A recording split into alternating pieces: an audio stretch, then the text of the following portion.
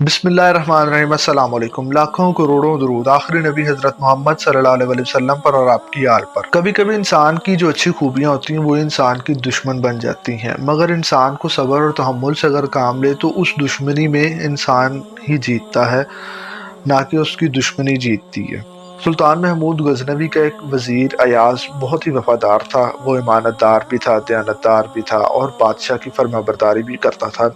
कुछ हासिदीन को उससे बहुत हसद थी, वो उससे बहुत नफरत भी करते थे, मगर सुल्तान की मोहब्बत अयाज की तरफ बढ़ती ही जा रही थी। वो उसे दिन ब दिन तरक्की देता जा रहा था। और एक दिन चंद वज़ीरों ने पूछा उससे कि हमारी अकल में ये बात नहीं पड़ती कि आप एक अदना से इंसान को उठाकर आपने वज़ीर बना दिया, आखिर उसमें ऐसी क्या अच्छी बात है या खूबी है जो आपको हम में नज़र नहीं आती। तो खैर सुल्तान महमूद गजनवी ने वहाँ पर कोई जवाब नहीं दिया, वो चुप रहा। चंद दिनों के बाद बादशाह ने अपने साथ उन हासिद वज़रा को लिया और पहाड़ों और जंगल की तरफ निकल पड़ा।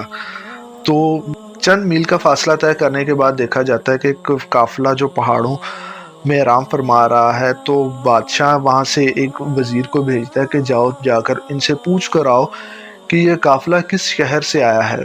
वो वज़ीर जाता है तेज़ी से और पूछ कर आता है और आकर जवाब देता है कि ये काफिला शहर रै से आया है। बादशाह ने उससे पूछा कि इनकी मंजिल क्या है, तो वो जवाब देने से कासिर रहा, उसे जवाब ही नहीं था मालूम, क्योंकि उसने पूछा ही नहीं था। फिर बादशाह ने दूसरे वज़ीर को भेजा कि जाओ पूछ कर आओ कि इनकी मंजिल क्या है, कहाँ पर जाना चाहते हैं। तो वो पूछ कर आया है और आकर जवाब देता है कि शहर यमन की तरफ इनका इरादा है। तो बादशाह ने कि इनके पास साजो सामान क्या है। वो वज़ीर इस बात का जवाब देने से कासिर रहा।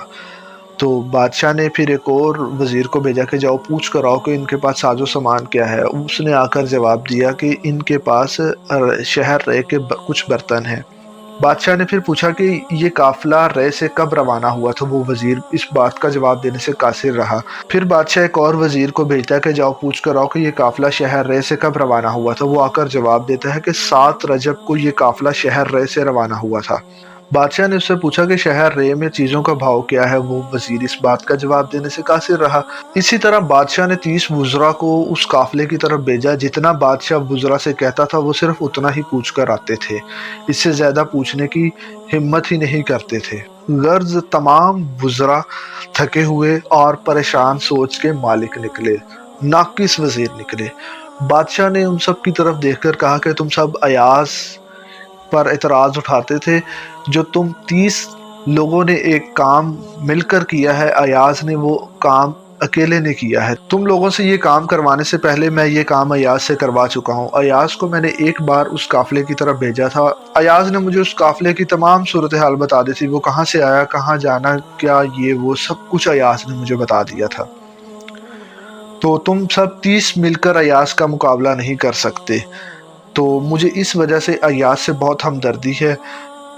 ये बात सुनकर तमाम वज़रा के चेहरे शर्म से झुक गए और वो ये बात जान गए कि अय्याज की इसी खूबी की वजह से बादशाह ने अय्याज को इतना अजीज रखा है। किसी से हसद ना करें, हसद एक बहुत बड़ी बीमारी है। वो तमाम वज़रा अय्याज से हसद करते थे। अय्याज में कुछ था जिसकी वजह से वो अय्याज से हसद करते थे। अय्याज एक वफादार और एक मेहनती वज़ीर था। तो अब हमें चाहिए कि हम हसद ना करें तो बेहतर है। ये देखें किस तरह वो जलील हुए। एक वजारत के बावजूद, अयाज के पास भी वजारत थी, उनके पास भी वजारतें थी, मगर वो अयाज की वजारत से हसद करते थे। इस तरह वो तमाम वजीर बादशाह से नजरें ना मिला सके, अयाज से नजरें ना मिला सके, हसद की वजह से। अल्लाह ताला ने आपको जो दिया है उस पर अल्लाह ताला का शुक्र अदा करें, और जो आपसे लिया है उस पर सब्र करें। अल्लाह ताला आप सबको दुनिया और आखिरत की खुशियाँ अता फरमाए। अपना बहुत सारा ख्याल रखिएगा। अल्लाह हाफिज़।